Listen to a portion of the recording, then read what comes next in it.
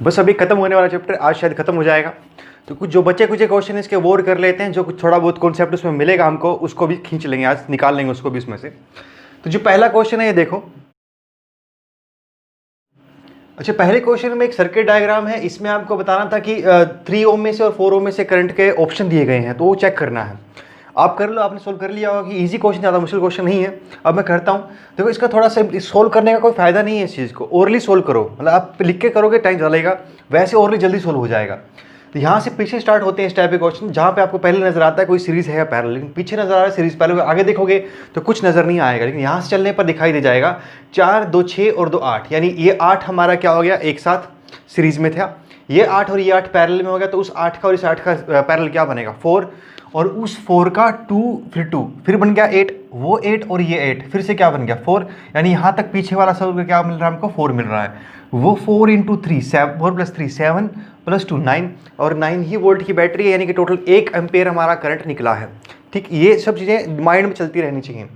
1 ampere current निकला है, तो इसमें से 1 एम्पेयर जाएगा, तो ऑप्शन जो 3 वाले हैं वो तो गलत हो गए, क्योंकि वहाँ पे एक 0.5 दिया हुआ, एक 0.25 दिया हुआ, वो दोनों तो गलत है। 1 एम्पेयर करंट बैटरी में से निकलेगा और वो 3 में से भी जाएगा। आगे देखो, अगर हम इस सबको एक साथ, सबका हमने जो नेट निकाला था इस सबका पीछे वाले का, वो 8 आया था, तो वो 8 था, ये 8 है, तो वो 8 और ये 8 आपस में पैरेलल में करंट डिस्ट्रीब्यूट हो, और क्योंकि दोनों इक्वल बन रहे हैं तो करंट बराबर बराबर बट जाएगा, यानी कि 1 एम्पेयर में से आधा 0.5 इधर निकल जाएगा और 0.5 आगे बढ़ेगा, तो यहाँ से निकल गया 0.5 नीचे और 0.5 आगे पहुँचा यहाँ तक। ठीक, अब जब यहाँ पे हम पहुँचे तो हमको आपको याद होगा यहाँ पर भी वो पीछे 8 बना था और आगे 8 बना था, यानी कि आगे फिर करंट को डिस्ट्रीब्यूट होना है और आगे फिर दोनों इक्वल रेजिस्टर्स लगे हुए हैं, टोटल सम इक्वल, इसका इसके इक्वल है, तो आगे फिर वो हाफ हो जाएगा, और यानी उसका भी हाफ का भी हाफ 1/4 यहाँ पे हो जाएगा, या 0.25 एम्पेयर यहाँ पे हो जाएगा, तो इसमें से कितना आ जाएगा 0.25 एम्पेयर, यानी बगैर पेन उठाए हमने इसको सोल्व कर दिया कौन सा ऑप्शन है। ठीक, मैं स्पीड मैटर करती है, बाकी सब चीज़ सिंपल ही है। अगला देखो, ये क्वेश्चन व्हीटस्टोन ब्रिज पे है और सिंपल है, थोड़ा सा बस बात को स्टेटमेंट घुमा रखी है, बाकी कुछ नहीं है। उन्होंने कहा कि भी अगर स्विच के क्लोज करने से ओपन करने से कोई फर्क नहीं पड़ता, अगर करंट पे कोई फर्क नहीं पड़ता हो, गैल्वेनोमीटर के रीडिंग में कोई चेंज ना आता हो स्विच के ओपन क्लोज करने से, तो फिर क्या कौन सी रिलेशन वैलिड रहेगी। देखो इसके फर्क क्लोज करने से फ़र्क पड़ता है, क्योंकि फिर ये चीज़ यहाँ पे आपस में कनेक्ट हो जाएंगी, और वैसे कनेक्ट नहीं है। एक ही केस ऐसा हो सकता है इसमें फ़र्क ना पड़ता हो, यानी ये काम ही ना कर रहा हो, इसमें से कोई करंट जाता ही ना हो। अगर आप स्विच को क्लोज करते हो, बाय चांस ये और ये एंड दो डिफरेंट पोटेंशियल पे रहेंगे और इनका डिफरेंट पोटेंशियल होगा, तो कुछ करंट ऊपर वाले का नीचे जाएगा, वो करंट नीचे जाएगा और इस वाला करंट भी मिलेगा, और ओवरऑल करंट जी में चेंज होगा अगर ये वाला एंड और ये वाला एंड पोटेंशियल डिफरेंस पे रहते तो। यानी इसका मतलब इस स्विच के क्लोज करने से उस ब्रांच में कोई करंट फिर भी नहीं जा रहा है, तभी तो आगे फर्क नहीं पड़ रहा है। तो और ऐसा किस केस में होता है, जब वो बैलेंस्ड हो, और अगर बैलेंस्ड व्हीटस्टोन ब्रिज होता है तो हमको पता है कि ऊपर वाला करंट इसके बराबर होता है, यानी कि IP = IQ और IR = IG। उसमें पहला ऑप्शन है हमारा IR = IG, तो वही आंसर है। ठीक है, तो समझ में आया ये भी। अब अगला क्वेश्चन देखो, ये भी बस थोड़ा सा घुमा के पूछा गया क्वेश्चन, ये भी व्हीटस्टोन ब्रिज का है, करते हैं। इसमें भी आपसे रिलेशन पूछा गया रेजिस्टेंस का, बस ये कहा गया कि इस R6 के होने से यहाँ कोई फर्क नहीं पड़ रहा है, मतलब R6 की वैल्यू पे डिपेंड नहीं करता करंट की रीडिंग, तो वो कब नहीं करेगा करंट की रीडिंग, मतलब इसका कोई काम ही ना, जैसा ऊपर था वो कैसे केस में हो सकता है, जब ये बैलेंस्ड ब्रिज बन रहा हो, मतलब ये और ये और ये और ये बैलेंस बन रहे हो, यानी इसका R3/R1 = R4/R2 आता हो, और उससे आपका ऑप्शन आ जाएगा R3/R2 = R1/R4। ठीक, तो ये भी व्हीटस्टोन ब्रिज पे था। ये दो क्वेश्चन सीधे थे। और अगला क्वेश्चन देखो, ये बहुत बढ़िया क्वेश्चन है।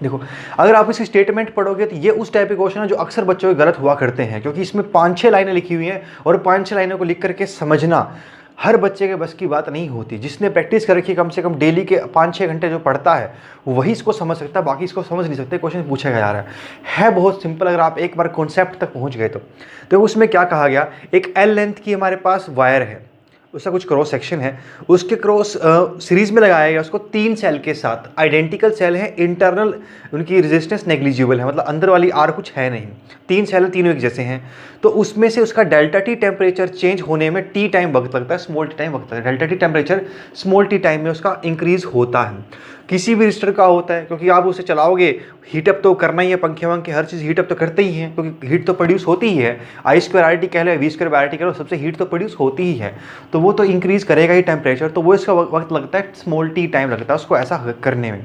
सवाल आपसे ये है कि अगर identical area of cross section का, same area of cross section की अगर डबल लेंथ की वायर ली जाए और उसके क्रॉस n सेल लगाए जाएं, फिर उसे उतना ही टेम्परेचर चेंज करने में वही टाइम t लगे, तो इसका मतलब फिर n क्या था, नंबर ऑफ सेल कितने लगाए गए थे। यही क्वेश्चन तो आपने पढ़ लिया होगा, अगर समझ गए हो तो फिर अभी करता हूँ। देखो इसका मतलब सिंपल सी बात है, जो हमारे पास हीट प्रोड्यूस हो रही है वो उसका टेम्परेचर चेंज करने में जाएगा। और जैसे आपको पहले ही बताया था मैंने, ये क्वेश्चन हमेशा कंपटीशन में वो आता है, इसमें 2 चैप्टर के कॉन्सेप्ट मिक्स होते हैं, और वो भी खास तौर पे तब ज़्यादा बढ़िया हो जाता है वो जब उसमें से एक चैप्टर 11th का रहा हो, एक चैप्टर 11th का रहा हो, एक चैप्टर 12th का रहा हो। अब तो कहने को तो एक करंट कैटेगरी में आया, भी करंट में से था, जैसे कहते हैं कि 60% 12th आती है, तो कहने को 60% 12th में है, लेकिन अगर आपको 11th नहीं पता तो ये सोल्व नहीं होगा। क्यों? क्योंकि जो इसमें बेसिक फॉर्मूला लगेगा उसमें 11th भी यूज़ होगी, यानी जो वो हीट प्रोड्यूस हुई है वो कहाँ जाएगी, उसके टेम्परेचर को इंक्रीज़ करने में जाएगी। और टेम्परेचर करने में कितना क्या रिलेशन होता है, ms डेल्टा थीटा। अगर आपको याद हो सेंसिबल हीट का फॉर्मूला था हमारे पास, m into specific heat into delta T, यानी कितना टेम्परेचर चेंज हो रहा है। तो मैंने वो रिलेशन यूज़ किया और मैं इस बार v²/r से गया हूँ। देखो ये सर्किट डायग्राम मैंने ऊपर वाले का बना रखा है, ऐसा ही बनेगा दूसरे का भी, बस वहाँ पे n सेल लगे होंगे, ये 12 लेंथ की हो जाएगी। 12 लेंथ से हमको एक बात समझ में आ रही है कि रजिस्टर बस डबल हुई है ना, एरिया तो चेंज नहीं हुआ ना, तो रेजिस्टेंस क्या हो गया, 2 टाइम्स हो गया। छोटा सा समझो, लिखो और उस पर पूरे फोकस लगा दो, कर दो उस पर तभी क्वेश्चन सॉल्व होंगे, नहीं तो चीज़ें आते हुए भी रह जाएंगी। मतलब आप लगे कि हम घर पे आके तो क्वेश्चन बहुत नंबर बहुत आ रहे हैं, वहाँ नहीं आएंगे, क्योंकि देखो नंबर कंपटीशन में उस बच्चे के आते हैं जो ज़्यादा मेहनत करता है, उस बच्चे के आते हैं उसकी कंसंट्रेशन ज़्यादा होती है। किसी बच्चे को ज़्यादा अगर आता है, नॉलेज अगर ज़्यादा है किसी बच्चे को, जरूरी नहीं कि उसका क्लियर होगा। जिसने ज़्यादा मेहनत कर रखी है, उसकी प्रेजेंस ऑफ माइंड अच्छी होगी, वही बच्चा वहाँ पे स्कोर कर पाता है, इसकी स्पीड ज़्यादा होगी। ठीक, तो इसलिए मैं I²RT से नहीं गया, मैं V²/RT से, क्योंकि I² से निकलेगा I²RT, तो ऐसी बात नहीं है। लेकिन जो सेल का फर्क पड़ेगा और डायरेक्ट वोल्टेज ही पढ़ना है ना। 3 सेल थे, 3E हो गया, n सेल होंगे, n इंटू ई हो जाएगा। अगर E उसका EMF है तो ये 3 इंटू ई अभी की है, और n से n इंटू ई हो जाएगा, तो डायरेक्ट बात वोल्टेज पे चलनी है। तो फिर क्यों पंगा लेना I वाले करंट से, क्योंकि वो वोल्टेज सारी जानी तो इसको ही है। तो ये V1²/R1 into T equal to MS delta T लगा दिया, कितना टेम्परेचर चेंज हो रहा है उसका। अब दूसरे वाले का मास जस्ट डबल हो जाएगा, क्योंकि उसकी वॉल्यूम डबल हो गई है, एरिया तो सेम रहा, वॉल्यूम डबल हुआ, सेम मटेरियल है, तो इसका मतलब उसकी जो डेंसिटी सेम होगी और मास क्या हो जाएगा 2 टाइम्स। तो मास 2 टाइम्स हो गया S डेल्टा टी, हाँ रेजिस्टेंस भी दुगनी हो गई, वोल्टेज भी कुछ नया हो गया, V2² माना। दोनों इक्वेशन लिख दी, डिवाइड करते, डिवाइड करो, आपको मिलेगा V2²/V1² इक्वल टू 4। और अगर रूट लोगे 2 आ जाएगा, तो वो कितना है, डबल है, यानी नई वोल्टेज पहले वाली वोल्टेज की डबल आपको अप्लाई करनी पड़ेगी। और पहले वो कितनी वोल्टेज थी 3E थी, अब उसका डबल हो गया, यानी कि 6E होगी। 6E का मतलब क्या हुआ, 6 सेल लगे होंगे, तो काम खत्म, 6 सेल हैं इसमें, n इक्वल टू क्या हो गया 6। था ना इजी क्वेश्चन। बस अगर आपको कॉन्सेप्ट सारे याद है तो, और वो प्रैक्टिस याद रहेंगे। फिर इसकी खास बात है, अगर बात आप एक बार दिमाग में चलेगी फिर भूलोगे नहीं, उसको बार बार रिवाइज नहीं करना पड़ता। हाँ, पढ़ना सिर्फ बार बार इसलिए प्रैक्टिस करनी पड़ती है कि आपकी वो प्रेजेंस ऑफ माइंड बनी रहे, प्रैक्टिस से आपकी कॉन्सेंट्रेशन बनी रहे, और क्वेश्चन को आप एक बार पढ़ के समझ पाओ। मतलब ये उस टाइप का क्वेश्चन है जो कम से कम 25 सेकंड तो आपको क्वेश्चन को पढ़ने में जाएंगे, 25 से 30 सेकंड। उसके बाद आपको 10 से 15 सेकंड के बीच में फटाफट से उसका आंसर करना है, 20 सेकंड में उसका आंसर करना है, तब जाकर के आप विदिन 1 मिनट सोल्व कर सकते हो, नहीं तो आपको वक्त बहुत ज़्यादा लगेगा, 10 सेकंड सोचने में लगेंगे। चलो कोई बात नहीं, अगला क्वेश्चन देखो। अच्छा हाँ, इस क्वेश्चन को बताना है कि कैपेसिटर पे कितना चार्ज आएगा बताना, नहीं कितना वोल्टेज ड्रॉप हुआ कैपेसिटर क्रॉस, वो निकालना था। कैपेसिटर के क्रॉस मतलब इसके क्रॉस कितना पोटेंशियल डिफरेंस बन रहा है वो निकालना है। ठीक है, इसमें भी हम थोड़ा स्पीड से करेंगे, जल्दबाजी कर ट्रिक्स लगाते हुए। ट्रिक्स क्या है, मतलब ओरल कैलकुलेशंस हैं, और कोई ट्रिक नहीं होती नहीं है। तो इसमें देखो, इसको मैं स्टडी स्टेट की बात कर रहे हैं, स्टडी करंट की बात करें। स्टडी करंट वो होता है जो बहुत देर के बाद अचीव होता है, जो कांस्टेंट हो जाता है, क्योंकि शुरू में तो करंट बदल रहा है, पहले तो उसका मैक्सिमम था, फिर उसके बाद धीरे धीरे घटता रहेगा। तो वो जो चीज़ चेंज होती है वो स्टडी नहीं होता है। स्टडी क्या होता है, जो चेंज ना होता हो, यानी कि बहुत देर के बाद ये स्टडी अचीव होगा। और जब ये स्टडी अचीव होगा तो ये ब्रांच काम नहीं करेगी, ये ब्रांच हट गई यहाँ से, तो ब्रांच कौन सी काम कर रही है, ये और ये वाली। तो जितना पोटेंशियल डिफरेंस इसके क्रॉस का है उतना ही इसके क्रॉस का बनेगा, और उतना ही स्टडी स्टेट में इसके क्रॉस का भी बनेगा, क्योंकि सबका पोटेंशियल सेम रहेगा, क्योंकि सबके सब पैरेलल में है। मैंने इसका पोटेंशियल डिफरेंस, इसका पोटेंशियल डिफरेंस, इसका पोटेंशियल डिफरेंस, तीनों का सेम आना चाहिए। अब यहाँ पे पहले से एक V पोटेंशियल है, तो जो पोटेंशियल डिफरेंस इसका या इसका बन रहा है उसमें से V काट दो, बचा हुआ C के पास है ना। सीधी सी बात यही तो है, पोटेंशियल डिफरेंस बराबर तभी तो बनेगा। तो उसके लिए यहाँ से हटा दो इसको, और अब आप देखो कि ये जो हमारे पास बन रहा है, इसको हटाने के बाद तो तो ये बचेगा हमारे पास 2V सेल और ये V सेल, और दोनों की पोलैरिटी सेम जोड़ रखी है, मतलब यहाँ पे नेगेटिव से नेगेटिव जुड़ा हुआ है या लो से लो जुड़ा हुआ है, आपको इसको कहते हैं रिवर्स पोलैरिटी। ऐसे केस में एक सेल उल्टा काम हो जाता है, मतलब एक का सेल का पोटेंशियल माइनस करना पड़ता है। और आपको दिख रहा होगा ये 2V का है, ये V का, तो डोमिनेट तो ये करेगा। तो 2V में से V का कितना बना, V बना, तो V तो बना नेट पोटेंशियल, और R प्लस 2R कितना बन गया 3R, 3R बना रेजिस्टेंस, तो करंट कितना आ रहा है V/3R, यानी कि इस सेल में से 3R करंट निकल रहा है और वो इसमें घुस रहा है, क्योंकि डोमिनेट ये कर रहा है, इसका पॉजिटिव टर्मिनल करंट निकालेगा, तो इसमें से निकल रहा है, इसमें घुस रहा है। तो आप जिसमें भी लगाओगे उसके हिसाब से अपना रिलेशन निकाल देना, क्योंकि अगर मैं ऊपर वाले में लगाना चाहूँ तो मुझे पता है उसके पॉजिटिव में घुस रहा है, तो वहाँ पर क्या होगा, चार्जिंग हो रही है। चार्जिंग पोटेंशियल डिफरेंस कितना होता है, E प्लस आई आर होता है ना, तो E प्लस आई आर मतलब V प्लस आई आर। आई अभी भी निकाला था V+3R इंटू R, इसका खुद का काट दिया, तो अब यहाँ पे आगे बढ़ने की जरूरत ही नहीं है। कितना आ रहा है V+V3, जोड़ो मत इसको, ये V+V3 पोटेंशियल ऊपर वाले का है टोटल, यहाँ पहले से V है तो इसके पास कितना जाना चाहिए, V3 जाना चाहिए, V3 आंसर है। ठीक है, V3 इसके पास बचा ना, V तो इसके पास पहले से है, तो V/3 यहाँ होना चाहिए, क्योंकि यहाँ पे इस भी वही केस बन रहा है, तो V/3 सीधा उसका आंसर आ गया। आगे सोचने करने की जरूरत नहीं है। हाँ, अगर आप अपनी तसल्ली के लिए नीचे वाले से भी कर लेना, वहाँ पे क्या बनेगा 2V माइनस I/2R आएगा, वो उससे भी आप आंसर निकालोगे तो वही आएगा, V/3 आएगा, क्योंकि आंसर तो सेम आना है, वो चेंज नहीं होगा, जो है वो वही रहेगा। ठीक, अब अगला क्वेश्चन देखो, इसमें थोड़ा कैलकुलेशन ज़्यादा है और कॉन्सेप्ट थोड़ा सीधा है। देखा, इसमें तीन हमारे पास बल्ब है, B1, B2, B3, तीनों की हमको वोल्टेज दी गई, यानी कि पावर दी गई है 160 और 250 वोल्ट की बैटरी सप्लाई की गई है। सवाल हमसे पूछा गया किसके अंदर ज़्यादा पावर प्रोड्यूस होगी जब इसको ऐसे रन किया जाएगा। तो इसमें एक छोटी सी मिस्टेक है, क्वेश्चन को लिखते वक्त उन्होंने एक बात नहीं बताई, ये क्वेश्चन वैसे इनकम्प्लीट है, वहाँ पे ऐसा नहीं आएगा कि रेटिंग जब भी दी जाती है किसी बल्ब की तो उसमें साथ साथ पोटेंशियल डिफरेंस भी होता है। वो 100 वोल्ट तो है, लेकिन 100 वोल्ट कितने वोल्टेज पे है ना, ये तो बताया नहीं, खाली कहा कि 100 वोल्ट है और दूसरे की 60 वोल्ट की, तीसरे की 60 वोल्ट की, लेकिन कितने वोल्ट पे ऐसा है, कितने वोल्टेज पे वो 60 वोल्ट प्रोड्यूस करता है, वो नहीं बताया गया। तो इसमें मैं उसको लेके चल रहा हूँ कि शायद 250 रहा होगा, उनकी प्रिंटिंग मिस्टेक हुई है, क्वेश्चन में लिखना भूल गए, वो 250 वोल्ट रहा होगा कि 250 वोल्ट पे वो 100 वोल्ट प्रोड्यूस करता होगा, 250 वोल्ट पे दूसरा 60 प्रोड्यूस करता होगा और तीसरा भी क्या करता होगा 60 250 वोल्ट पे प्रोड्यूस करता होगा। रेटिंग कंप्लीट इसकी ऐसे होगी जब इसके पीछे ये लिखा जाएगा, तो वो प्रिंटिंग मिस्टेक है उनकी, उसको देख लेना। हाँ, तो ये ऐसा बनेगा। ठीक है भाई, अब बात करते हैं आगे क्वेश्चन की, कितना पावर निकालेंगे, कौन कितना पावर निकालेगा। तो वैसे तो बहुत लेंथी जाएगा ये, थोड़ा हम इसमें ट्रिक्स लगाते हैं, थोड़ा जल्दी शॉर्टकट कर निकालेंगे, उसमें आंसर निकालने की कोशिश करेंगे। ये B3 देखो साफ दिख रहा है, क्योंकि B3 के वोल्टेज तो 220 ही 50 ही अप्लाई हुई ना उसके क्रॉस, तो B3 को तो 250 की 250 पूरी की पूरी मिल गई, यानी उसकी रेटिंग का मतलब है 250 वोल्ट मिलेगी तो 60 वोल्ट प्रोड्यूस करेगा। तो इसको 250 मिल रही है तो 60 वोल्ट अपनी प्रोड्यूस करेगा, तो इसकी पावर तो जब कितनी प्रोड्यूस होनी है 60 वोल्ट प्रोड्यूस होनी है, W3 तो 60 है। ऊपर वालों में दिक्कत है, क्योंकि देखो 250 वोल्ट तो दोनों को मिला के दी गई, दोनों को मिला के 250 वोल्ट दी गई, तो इंडिविजुअल को 250 तो जाएगी नहीं, उन्हें थोड़ा कम जाएगी। अगर उन्हें वोल्टेज कम जाएगी तो उनकी जो पावर प्रोड्यूस जो होगी वो होगी V²/R, यानी V अप्लाइड जो है वो अपॉन R, वो है उनकी अब कितनी प्रोड्यूस हो रही है। ठीक, और 250 होती तो 100 होती, अब तो कुछ 250 नहीं है ना, अब तो कम है, तो अब V²/R प्रोड्यूस करेंगे। तो कितना वोल्टेज के क्रॉस गया है पहले वो निकालना पड़ेगा, और उसके लिए पहले हमको इसकी रेजिस्टेंस निकालनी पड़ेगी। तो जब 250 वोल्ट होती थी, 250 वोल्ट सॉरी होती थी, उस टाइम पे 100 वाट प्रोड्यूस होती थी, तो मैंने यही वाला फॉर्मूला 250 वोल्ट पे लगा दिया, तो उसको मैंने कह दिया कितनी पावर इसमें मैक्सिमम प्रोड्यूस हो सकती है। तो 250 वोल्ट पे 60 वोट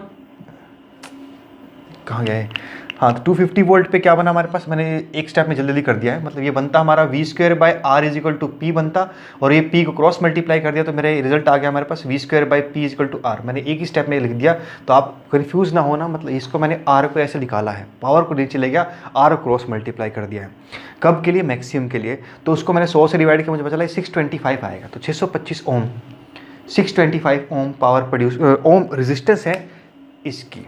ठीक है, ऐसे ही मैंने उसके लिए किया, तो उसके लिए 250 252 वोल्ट अपॉन 60 पावर। तो यहाँ पे देखो ये एग्जैक्टली कटेगा नहीं, तो आपको उलझा सकता है, लेकिन हमको यहाँ पे एग्जैक्ट निकालना भी नहीं है, सिर्फ कंपैरिजन ही करना है ना, तो इसलिए मैंने अप्रोक्सीमेशन लगाई, एक जीरो काट दी और 6 4 जा अप्रोक्सीमेटली ये बनता, तो ये लगभग कितना बन रहा है, 1000 ओम बन रहा है, तो लगभग 1000 ओम बनेगा रेजिस्टेंस, क्योंकि 4 ये हो गया, 250 ये हो गया, अप्रोक्सीमेटली 4 और ये 250, तो अप्रोक्सीमेटली 1000 ओम की रेजिस्टेंस इसकी है, 60 वोल्ट वाले की है। तो यहाँ पे 1000 ओम लगी हुई है, यहाँ 625 ओम लगी हुई है। अभी भी हम ये नहीं निकाल पा रहे हैं कि कितना वोल्टेज किसके क्रॉस जाएगा। अगर आपको निकालना है तो फिर निकालने का तरीका वही है कि टोटल रेजिस्टेंस निकाल लो इन दोनों की सम करके, क्योंकि ये सीरीज में लगे हुए हैं, अपॉन टोटल वोल्टेज करंट मिल जाएगा, उस करंट से आर को मल्टीप्लाई कर दो, इसका वोल्टेज मिल जाएगा, इसका मिल जाएगा। लेकिन आप समझ सकते हो कि जो बोलने में इतना समय ले रहा है उसको करने में तो बहुत समय लग जाएगा, इसलिए हम उस पंगे में पड़ेंगे नहीं। एक और मैंने आपको तरीका बता रखा है कि हम उसको वैसे देख लेते हैं कि रेजिस्टेंस किस टाइप की है। अगर रेजिस्टेंस बराबर होती है तो वोल्टेज आधी आधी बांट लेते हैं वो, ठीक है। अगर रेजिस्टेंस बराबर होती है वोल्टेज आधी आधी बांट लेते हैं। तो अगर आप थोड़ा सा इस पर दिमाग लगाओ तो आपको पता चला कि ये रेजिस्टेंस दरअसल 2:3 रेशो में है। ये 2:3 रेशो में है रेजिस्टेंस अप्रोक्सीमेटली, है कि नहीं। देखो अगर मैं 33 को एक हिस्सा मान लूँ तो अब उसका डबल कितना होता है 66, तो अप्रोक्सीमेटली ये 62 है, पॉइंट डेसिमल में यहाँ पे लगाऊँ तो, और इसके रेशो लेंगे तो कितना बनेगा ये, और उसका 3 टाइम्स कितना होता है 100। तो ये 2:3 रेशो रफली है, आप अपने तरीके से कर लेना। ये 2:3 रेशो रफली है। तो 2:3 रेशो का मतलब क्या होगा कि ये वोल्टेज को भी 2:3 रेशो में बांटेंगे। जो रेजिस्टेंस का रेशो होगा उसी रेशो में अपने आप वोल्टेज के बांटेंगे। यानी टोटल अगर उसके 5 पार्ट करता हूँ वोल्टेज के, तो 2 पार्ट उसके रहेंगे पहले वाले के पास और 3 पार्ट उसके रहेंगे दूसरे वाले के पास। आप एग्जैक्ट भी निकालोगे तो भी अप्रोक्सीमेटली सेम ही आएगा। यानी 250 के 5 पार्ट कितने हो गए, 50-50 के हो गए, तो 50 के 2 पार्ट यानी रफली 100 वोल्ट का जो पोटेंशियल डिफरेंस बन रहा है वो पहले वाले के क्रॉस बन रहा है, और दूसरे वाले पे कितना बनेगा 150 वोल्ट। तो 100 वोल्ट से मैंने अप्रोक्सीमेशन लगाई और रिजल्ट निकाला, वो अप्रोक्सीमेटली 16 वोल्ट की पावर प्रोड्यूस हो रही है इसके क्रॉस, 16 के आसपास आ रही है। आप एग्जैक्ट निकालो, थोड़ा बहुत इसके आसपास ही रहेगा, देख लेना। और उसके क्रॉस कितनी बनेगी, तो सेम फॉर्मूला लगाते हुए उसके क्रॉस क्योंकि 150 वोल्ट बचेगी, क्योंकि 100 तो यहाँ चलेगी, 50 150 वहाँ बचेगी, काटोगे तो अप्रोक्सीमेट 22.5 के आसपास वो आएगा। तो यहाँ से हमको ये दिख रहा है रेंज ही तो बस पता करनी थी कि W3 सबसे बड़ी है, W2 उससे छोटी है और W1 उससे छोटी है, तो सीधा आपका डी पार्ट आंसर आ जाएगा। ये था एक क्वेश्चन। बस आपको तरीका बताया कि जहाँ पर हमको चीज़ें एग्जैक्ट नहीं निकालनी होती वहाँ पे निकालनी भी नहीं है आपको। कुछ क्वेश्चन जहाँ पे एग्जैक्ट वो पूछेंगे उसके लिए आपको समय बहुत मिल जाएगा, निकालना पड़ेगा आपको। अभी नीट में देखो इतना लेंथी क्वेश्चन नहीं आएगा, एक क्वेश्चन आ सकता है, 1 या 2 क्वेश्चन नीट में। हाँ जेईई मेंस में ऐसे बहुत क्वेश्चन आए, क्योंकि जेईई मेंस में टाइम ज़्यादा होता है। आपके 25 क्वेश्चन होते हैं और अप्रोक्सीमेटली 1 घंटा है आपके पास फिजिक्स के लिए। अगर आप इक्वल डिस्ट्रीब्यूशन भी करते हो तो वैसे तो आपको टाइम ज़्यादा निकालना चाहिए, पर अगर 1 घंटा भी माने उसके लिए हम, तो उसमें भी आपको अप्रोक्सीमेटली 2.5 मिनट मिल जाते हैं हर क्वेश्चन के लिए, तो उतने में तो ये सोल्व हो ही जाएगा। तो इन क्वेश्चनों को देखते हैं, बहुत बड़े क्वेश्चन है, दोनों क्वेश्चन बहुत अच्छे हैं। तो पहला क्वेश्चन है कि भी ओम्स लॉ को वेरीफाई करने के लिए सर्किट डायग्राम कैसा बना सकते हैं, कौन सा सही रहेगा। देखो एक तो होता है कि आपको बोलते कि सर्किट डायग्राम बना के दिखा दो, फिर आप तो बड़ा सिंपल से जो आपने 10th क्लास में बनाया था आप वो बना देते, लेकिन उन्होंने आपसे नहीं पूछा, उन्होंने खुद बना के आपको ऑप्शन दिए, पूछा इनमें से कौन सा सही है वो बताओ। तो उसके लिए बताता हूँ, देखो ध्यान से थोड़ा अगर आप कॉन्सेप्ट को समझोगे तो आप आंसर कर सकते हो कि इसमें कोई ऐसा सही वाले कोई एक फिक्स रूल नहीं है कि वो यही होना चाहिए, क्योंकि वो बदल, देखो आपने 10th में दूसरा याद किया था, इन्होंने आपसे कोई और पूछ लिया है, तो ऐसे ही आपको अलग अलग कॉन्सेप्ट डायग्राम बना करके पूछा जा सकता है। मतलब वेरिफिकेशन के लिए अलग अलग डायग्राम हम यूज़ कर सकते हैं, बस बेसिक कॉन्सेप्ट सेम रहेगा, वो आपको याद रखना है। बेसिक कॉन्सेप्ट ये था ओम्स लॉ में वेरीफाई क्या करना है, किसी फिक्स रजिस्टर के क्रॉस, किसी फिक्स रजिस्टर के क्रॉस अगर हम वोल्टेज चेंज करते हैं तो करंट चेंज होता है, यानी V = I × R, ये है ना ओम्स लॉ, हमको यही तो वेरीफाई करना है। V = I × R, तो करंट जो होता है वो प्रोपोर्शनल टू वोल्टेज होता है, ये हमको वेरीफाई करना था। या यूँ समझ लो कि किसी फिक्स रजिस्टर के लिए अगर करंट बदलता है तो वोल्टेज ही बदलता है और सेम प्रोपोर्शनैलिटी में बदलता है, ठीक है। तो उस बेसिक कॉन्सेप्ट पर अगर आप चलो तो आपको एक बात दिमाग में एक बात आ जाएगी कि ये एक रजिस्टर के लिए मापा जाएगा, उसी का करंट होगा और उसी की वोल्टेज होगी, कि तभी तो वेरीफाई होगा। अब किसी और का तो वोल्टेज मापो, किसी का करंट मापो, वेरीफाई कैसे करोगे, नहीं कर पाओगे ना। क्या होना चाहिए, जिसका रजिस्टर, आप जो किसी फिक्स रजिस्टर पे फोकस करो कि इसके लिए वेरीफाई करते हैं ओम्स लॉ, और इस पे हम इसका करंट चेंज करेंगे, इसमें से करंट या वोल्टेज, और करंट चेंज करेंगे वोल्टेज मापेंगे, या वोल्टेज चेंज करेंगे करंट मापेंगे। अगर वो डायरेक्ट प्रोपोर्शनैलिटी आ गई तो ओम्स लॉ वेरीफाई है, नहीं तो नहीं है, ठीक है। तो उठाता हूँ कि करके मैं सारे सर्किट डायग्राम हमको चेक करने पड़ेंगे कि क्या उसी काम पे कर रहे हैं कि नहीं। अब देखते हैं। अच्छा इसमें यहाँ पे था कुछ, एक वो भूल गया था मैं, यहाँ पे था। तो इसमें एरो का मतलब होता है कि ये वेरिएबल है, मतलब यहाँ पे हम रेजिस्टेंस को चेंज करेंगे। ऐसा यहाँ पे सेटअप में इसलिए यूज़ हो रहा है क्योंकि हमको जो बैटरी जो मेन यूज़ करनी है वो किसी और सर्किट में को मापा कोई दूसरा रजिस्टर जाएगा जो चेंज नहीं होगा, रजिस्टर ओम्स लॉ उस पर वेरीफाई होगा जो कांस्टेंट है। अब ये 2 रजिस्टर लगे हुए हैं, कांस्टेंट ये वाला है, तो तो इसके लिए हमें मापना पड़ेगा। और ये कोई हमारे पास एक बाहर वाली बैटरी सप्लाई मेन करंट ये कर रही है, या तो डायरेक्टली इस बैटरी को इससे क्रॉस लगा दिया जाए, जैसा 10th में आपने याद किया था सर्किट डायग्राम, ये वो चल जाएगा। मतलब एक रजिस्टर लो और मेन सोर्स भी क्या करो, उसी को दे दो। तो ऐसा करने से आप एमीटर यहाँ लगाओ या यहाँ कहीं भी लगा दो, सीरीज में बस एक एमीटर लगा दो और इससे क्रॉस एक वोल्ट मीटर लगा दो। ये वो चीज़ थी जो हम 10th क्लास में यूज़ करते थे, क्योंकि वहाँ पर हमने एक ही रेजिस्टेंस यूज़ किया, उसको डायरेक्ट हमने सोर्स दिया है। इस बार हमारा सोर्स कहीं और काम कर रहा है और रजिस्टर तो हमारे पास 2 हो गए, हम सोर्स की वैल्यू कंट्रोल करना चाहते हैं।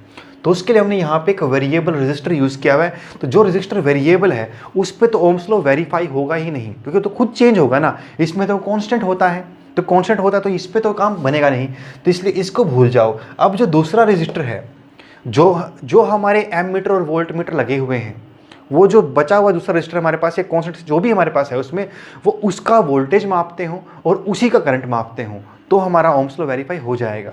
तो ये मेन वोल्टेज ये था, ये काम नहीं कर रहे हैं यहाँ पे। ये जो वोल्ट मीटर है ये वोल्टेज की रीडिंग ले रहा है इस वाले की, इस रजिस्टर की, और ये एम मीटर भी इसी की रीडिंग ले रहा है, इसी का काम कर रहा है। तो जो भी ग्राफ हमारा प्लॉट होगा वो इस रजिस्टर के लिए वोल्टेज वर्सेस करंट प्लॉट होगा, और यही तो हम करते हैं। तो यहाँ पे ये वेरीफाई हो जाएगा ओम्स लॉ, यानी पहला हमारा सेटअप सही है। बाकी भी सुनते हैं, बाकियों में क्या क्या गड़बड़ थी उनको भी चेक करते हैं कि देखो गलती का पता होना ज़्यादा जरूरी है, सही का पता होना उतना काम नहीं आएगा, क्योंकि आपको सारे रास्ते मालूम होना चाहिए कौन सा क्यों काम नहीं करता है। तो सेकंड मैंने उठाया, इस पर देखना, इसमें ये वेरिएबल रजिस्टर दिया हुआ था, यहाँ तो सीधी सीधी गलत है, एमीटर कहाँ लगा रखा है, सॉरी सही है, सीरीज में लगा रखा है एमीटर, एमीटर सीरीज में है, लेकिन ये एमीटर जो करंट माप रहा है वो इस ब्रांच का माप रहा है, ये इसका करंट नहीं मापता, क्योंकि हमको इसके क्रॉस वेरीफाई करना पड़ेगा ना। क्यों? क्योंकि ये रजिस्टर तो वेरीफाई हो गया ना, सॉरी वेरिएबल हो गया, या तो भी ये कांस्टेंट होता और ये वोल्ट मीटर यहाँ लगाते फिर तो काम चल जाता। अब ये तो वेरिएबल है, करंट इसका मप रहा है, वेरिएबल वाले का मपना कांस्टेंट वाले का चाहिए, वोल्टेज कांस्टेंट वाले का मप रहा है, तो ये एमीटर रीडिंग देगा इसकी और वोल्ट मीटर रीडिंग देगा इसकी, तो 2 डिफरेंट हमारे पास वैसे रजिस्टर हो गए हैं, इससे काम कैसे चलेगा? तो इसलिए ये चीज़ वेरीफाई नहीं कर सकती ओम्स लॉ की। ये 2 डिफरेंट रजिस्टर पे अपना अपना अलग अलग रीडिंग दे जा रहे हैं, देनी चाहिए एक रजिस्टर की, उसी का करंट उसी की वोल्टेज, तो ये इसलिए काम नहीं कर रहा है, उसलिए गलत है। ठीक, अब ये देखो इस वाले में क्या है, वेरिएबल था कहीं पर, मैंने ध्यान नहीं दिया, शायद इसमें कहीं होगा, देख लेना आप, शायद इनमें से कोई एक है, क्योंकि इसमें और कोई मिस्टेक है, और कोई मिस्टेक वो ये वाली कि वोल्ट मीटर ना सीरीज में लगा दिया। ये तो वैसे ही गलत है, वोल्ट मीटर सीरीज में कुछ काम कर नहीं सकता, वो मापेगा ही नहीं। अगर ये आइडियल रहा तो ये ओपन सर्किट की तरह बिहेव करेगा, ये कहानी खत्म। ठीक है, तो गया। अब दूसरी बात आती है इस वाले में हमारे पास वही एमीटर वोल्ट मीटर वैसे यहाँ फिर से सीरीज में लगा हुआ है, वो गड़बड़ भी है, और फिर से कहानी वो है कि एक करंट इसका माप रहा है और वोल्टेज पता नहीं कहाँ, बस तो मापेगी भी नहीं, यहाँ पे वो सीरीज में है, तो दोनों गलत हो गए, इसलिए तो सेटअप ही गलत है। लेकिन इस सेटअप में काम करेंगे दोनों, वोल्ट मीटर अपना काम करेगा, मीटर अपना काम करेगा, लेकिन रीडिंग भी आएंगी, वो रीडिंग वो नहीं होंगी जो हमको चाहिए। एमीटर की रीडिंग इसकी होगी, वोल्ट मीटर रीडिंग इसकी होगी, तो वो काम नहीं करेगा। हाँ, इसमें एमीटर को आप आगे पीछे कहीं लगा सकते हो, इसको ऊपर नीचे कहीं लगा सकते हो, तो ऐसा कोई नज़दीक या पास वाला कोई दिक्कत नहीं होती है। इस टाइप का क्वेश्चन पहले आ चुका है। ठीक है, तो ये वो अपना सेटअप बना के देंगे आपको, और आपके दिमाग में ये बात क्लियर होनी चाहिए कि ये है क्या चीज़। ठीक है, जब तक बेसिक कॉन्सेप्ट क्लियर नहीं होता तब तक बात नहीं। देखो 10th क्लास के क्वेश्चन पे, कॉन्सेप्ट पे क्वेश्चन है, और ये IIT लेवल तक पूछा जा चुका है, तो बात जितना नीचे जाती है, जितना बेस पे चली जाती है, इतना बेसिक हो जाता चीज़, उतना वो बात उलझ जाती है, फिर हमको समझ में नहीं आता कि इसमें करना क्या चाहिए, क्योंकि हमको फॉर्मूले का रट्टा लगा होता है, पता नहीं होता कॉन्सेप्ट क्या था। अब अगला देखो, ये क्वेश्चन बहुत बढ़िया है, ये आपको उलझा सकता है ये भी। इसमें ना ये R1 R2 की विड्थ मीटर ब्रिज पे है, ये इसमें कहा गया कि भाई इसकी जो बैलेंसिंग पॉइंट आया वो X पे आया। अब रेडियस को डबल कर दिया गया इस तार का, ये जो AC वाली वायर है, इस AB जो भी नाम देख सकते इसको AB नाम दिया गया होगा, AB वायर का जो हमारा रेडियस है वो डबल कर दिया गया, तो बैलेंस पॉइंट कहाँ पे आएगा? 2-3 तरीके इसलिए मैंने जगह छोड़ रखी है, मैं आपके सामने करूँगा इसको, मैंने पहले करके नहीं रखा है, आपके सामने करता हूँ। तो एक तरीका तो हमारे पास वो था कि जो जहाँ भी अगर निकालेंगे तो पोटेंशियल ड्रॉप क्या होना चाहिए, सेम होना चाहिए। तो हमारे पास बैलेंसिंग कंडीशन है कि R1/R2 का रेशियो L1/L2 होना चाहिए, L1/L2 होना चाहिए। इसमें कहीं रेडियस आता ही नहीं, कहीं नहीं आता ना, R1 R2 कांस्टेंट है, L1/L2 कांस्टेंट ही आना चाहिए, लेंथ 1 मीटर की 1 मीटर ही है, तो बैलेंसिंग पॉइंट जहाँ था वहीं का वहीं आएगा, रेडियस का कोई खेल ही नहीं है इसमें। तो इसलिए यहाँ पे X था, X ही रहेगा। ये तो उन बच्चों के लिए जो फॉर्मूले पे काम करना चाहते हैं, बस उनको ये इच्छा है कि वह फॉर्मूला मालूम हो जाए, आंसर आ जाए, खेल खत्म, आगे बढ़ते हैं, ये तो उनके लिए था। अब कॉन्सेप्ट भी सिखाते हूँ कि कई बार क्या पता कल को दिक्कत हो जाए। देखो इसमें हुआ क्या, क्यों सेम आ गया। AB वायर जो हमारे पास है, उस AB वायर की रेडियस डबल होने से एरिया 4 टाइम्स हो गया। एरिया 4 टाइम्स होने से लेंथ तो सेम है, रेडियस 1/4 हो गई। तो इसमें करंट अगर पहले आई जा रहा था, अगर इसमें करंट पहले आई जा रहा था, अब जाएगा I/4, है ना। पहले करंट क्या था, I1 क्या था, अगर मैं उसको I0 मान लूँ तो I2 कितना हो गया, I/I0/4 हो गया। क्यों, क्योंकि रेजिस्टेंस 1/4 हो गई है, रेडियस 4 टाइम्स हो गया, एरिया 4 टाइम्स हो गया, तो रेजिस्टेंस 1/4 हो जाएगी। एरिया 4 टाइम्स क्यों हुआ, कि रेडियस इसका दुगना हो गया है, तो वो YR² होता है, वहाँ से I0/4 हो गया। तो I0/4 करंट इसमें चल रहा है इस बार, ठीक है। I0/4 करंट चल रहा है, जितना पोटेंशियल ड्रॉप पहले हो रहा था उतना ही अब भी करना है। पोटेंशियल ड्रॉप पहले कितना होता था, I/R डैश कह देता हूँ उसको, पहले पोटेंशियल ड्रॉप होता था हमारे पास V1 I0 into R dash, ठीक है। तो R डैश कैसे बनता था, I0 इंटू रो L, L जो कि X था बाय A, ठीक। I0 into rho X by A, ये था V1 पहले होने वाला पोटेंशियल ड्रॉप। अब की बार क्या है, अब की बार मान लो ये, इसका तो पोटेंशियल ड्रॉप सेम रहेगा कि देखो ये वाला इसके पैरेलल में अटैच्ड है, इस वाले के पैरेलल में दोनों अटैच्ड हैं, तो जो ड्रॉप इसके क्रॉस रहना है उस पर तो कोई फर्क नहीं पड़ता, यहाँ कुछ भी कर लो वो तो सेम होना ही होना है। कितना होगा, R1 into R1 plus R2, concept मैंने आपको पहले सिखा रखा है, इंटू टोटल वोल्टेज। इतना पोटेंशियल ड्रॉप यहाँ होना है, इतना ही यहाँ होना चाहिए, तभी बैलेंसिंग अचीव होती है। तो वो पहले हो रहा था I0 into rho X by A, और अब कितना हो रहा है, सो ये करंट 4 टाइम्स हो गया, क्योंकि रेजिस्टेंस 1/4 हुई है ना, तो 4 I0 हो जाएगा। ये गलती हो गई थी मेरे से, ये 4 टाइम्स I0 हो गया, रेजिस्टेंस R/4 हुई है, तो वो 4 ऊपर चला जाएगा, करंट 4 गुना बढ़ जाएगा, इसमें करंट 4 टाइम्स जाएगा।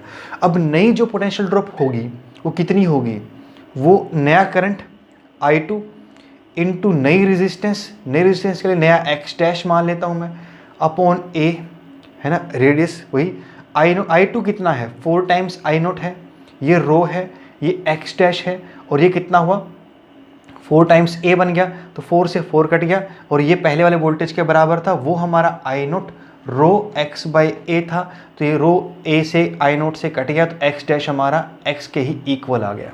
ये तो सेम रहेगा वो, ये यहाँ से मैंने इसको प्रूफ भी कर दिया कि कैसे वैल्यू सेम रहती है, ठीक। अब इसमें एक चैप्टर हमारा खत्म हो गया है, इसमें जितने क्वेश्चन थे, बाकी जो क्वेश्चन मैंने देखे हैं उस ऑलमोस्ट सिमिलर चीज़ रिपीट हो गई। तो क्वेश्चन बचा इसका, ऐसा नहीं कि पूरे कर दिया मैंने, 2 या 3 क्वेश्चन बचे हुए हैं, वो सिमिलर आ गए हैं, जैसा था पहले करते थे वैसे ही हो गए हैं, इसलिए मैं आगे क्वेश्चन में नहीं करा रहा हूँ। अब हम नया चैप्टर स्टार्ट करेंगे, ठीक है, दूसरे क्वेश्चन करेंगे। तो इसमें इतना ही, जिसको डाउट अगर और कोई चैप्टर और की बुक के कहीं के भी हो तो मुझे भेज देना, मैं वो भी कर दूँगा।